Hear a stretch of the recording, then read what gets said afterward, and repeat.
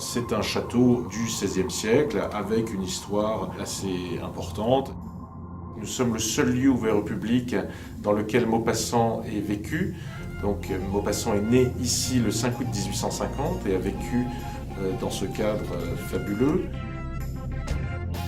Jean-Christophe a eu un accident de voiture où il a failli mourir et ça nous a fait nous poser plein de questions et de se dire que la vie pouvait être très courte. Et on a eu envie de changer de vie, de prendre ras-le-corps un nouveau projet. Miromesnil, c'est avant tout une histoire de passion. C'est un château qui a été transmis à plein de gens différents. Et à chaque fois avec un esprit particulier. On a vraiment l'impression que c'est des gens qui ont aimé vraiment particulièrement cet endroit et qui ont eu envie de le faire vivre.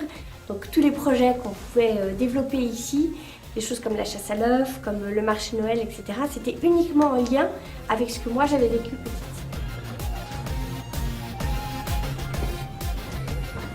Le deuxième joyau de ce château, c'est son jardin potager. On a des labels comme le label Jardin Remarquable qui atteste du côté absolument extraordinaire de cet endroit.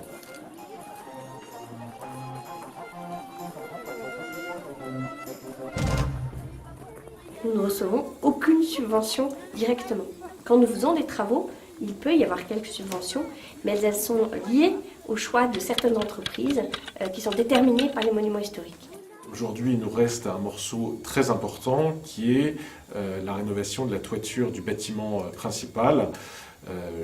C'est à peu près 50 000 ardoises à changer et une rénovation de la charpente qui rencontre depuis malheureusement quelques années un léger affaissement côté sud.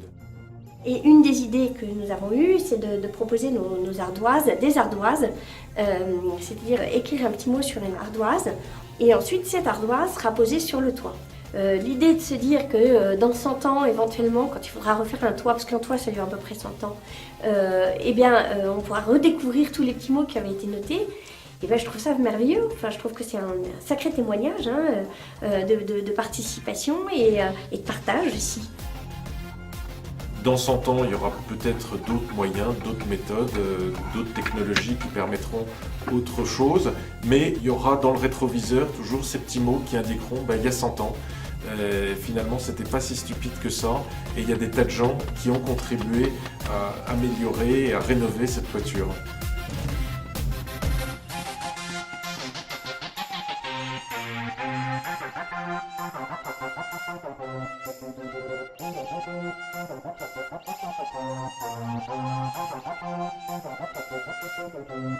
Thank you.